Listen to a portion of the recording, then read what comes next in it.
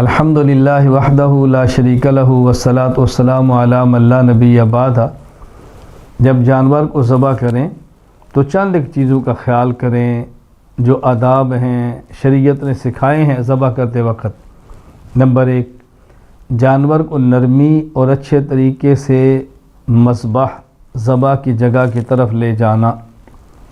Number 2، جانور کو بھوکا اور پیاسا نہ رکھنا، اچھی طرح کھلا پلا کے ذبح کرنا۔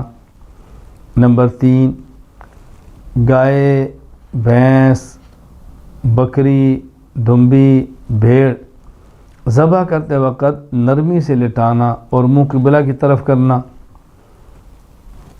نمبر 4، اونٹ ہو تو اس کو کھڑے حالت میں نہر کرنا، کھڑے کھڑے اس کو ذبح کرنا، نہر کرنا۔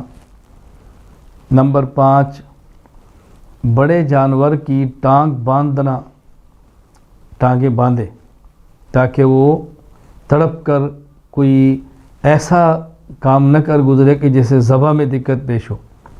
ہاں البتہ دایاں پہ اس کا کھلا رہنے دینا تاکہ اس کے حرکت کرنے سے خون زیادہ سے زیادہ خارج ہو۔ نمبر 6، ذبح کرنے والے کا دائیں ہاتھ سے ذبح کرنا۔ نمبر 7، باوضو ہو کر ذبح کرنا۔ نمبر 8، تیز دھار چھری یا تیز آلے سے ذبح کرنا۔ نمبر 9، ذبح کرتے وقت بسم اللہ اللہ اکبر کہنا۔ نمبر 10، 4 رگوں کا کاٹنا۔ نمبر 1، حلقوم، سانس والی نالی۔ نمبر 2، مرئی، خوراک والی نالی۔ اور 2 رگیں ودجین، خون کی 2 رگیں جن کو شارک کہتے ہیں، 4 رگیں کاٹنا۔ اگر 3 کٹ جائے 1 رہ جائے قربانی تب بھی ہو جائے گی، لیکن 4 رگوں کا کاٹنا یہ آداب میں سے ہے۔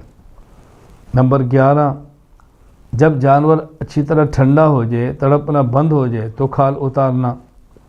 نمبر 12، کھال کو احتیاط سے اتارنا، کٹ نہ لگیں، کھال خراب نہ ہو۔ نمبر 13، اس کی جو آلائشیں ہیں، خون اور جو چیزیں اندر سے نکلتی ہیں، کھایا ہوا چارہ، وہاں حفظان صحت کے اصولوں کے مطابق ان کو ایک طرف رکھنا۔ تو یہ وہ آداب ہیں کہ جن کا ذبح کرتے وقت خیال کرنا چاہیے۔ شریعت نے کس طرح بظاہر چیزیں چھوٹی ہیں مگر وہ بھی ہمیں سمجھائی ہیں۔ اللہ تعالیٰ تمام امور میں ہمیں آداب کی رعایت کرنے کی توفیق عطا فرمائے۔